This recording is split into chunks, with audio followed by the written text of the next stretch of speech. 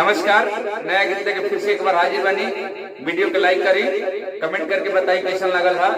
अगर वो हमारे चैनल पर नया बनी तो चैनल के सब्सक्राइब जरूर कर लें, बेल आइकन प्रेस कर लें, ऑल पे क्लिक करी ताकि जो भी नया वीडियो अपलोड करी सबसे पहले रहो भी पहुंचे।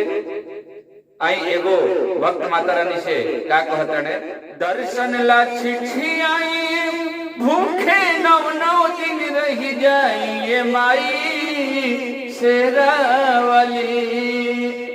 दर्शन ला चिट्ठी आई भूखे नौ दिन रह जाइए माई शेरावाली। माटी के मूर्ति में से प्रगट हो जाइए माई शेरावाली। दर्शन ला चिट्ठी आई भूखे नौ दिन रह जाइए माई शेरावाली।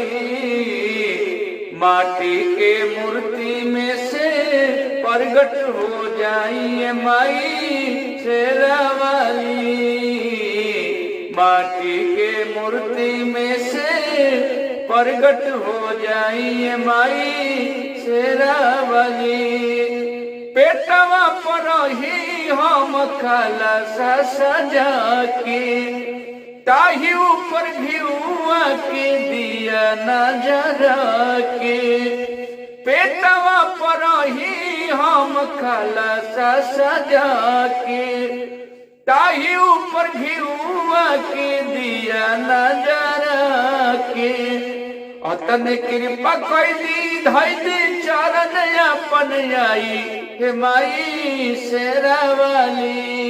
अतने कृपा कैली धैली चरण अपन आई हे माई शेरावाली। माटी के मूर्ति में से प्रगट हो जाइए माई शेरावाली।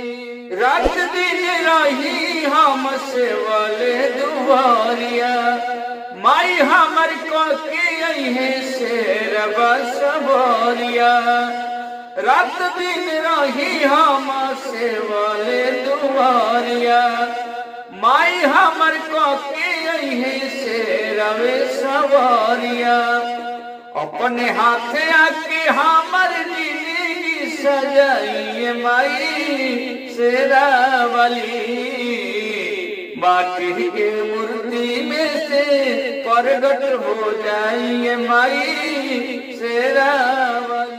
माई माई रटत रहा माई नहीं आई है, कही लो गई है करत जिंदगी गई है।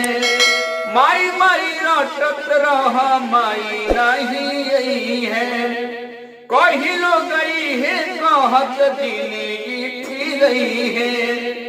जनी हो खेती हमन मिलता के जग हसाइए माई शेरावाली।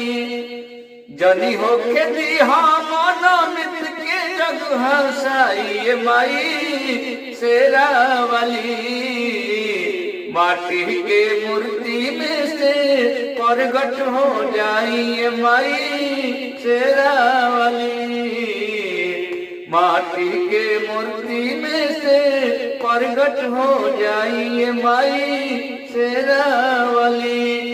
दर्शन ला चिट्ठी आई भूखे नौ दिन रह जाइए माई शेरावाली। दर्शन ला चिट्ठी आई भूखे नौ दिन रह जाइए माई शेरावाली। माटी के मूर्ति में से प्रगट हो जाइए माई शेरावाली। माटी के मूर्ति में से प्रगट हो जाइए माई शेरावाली। जय माता दी।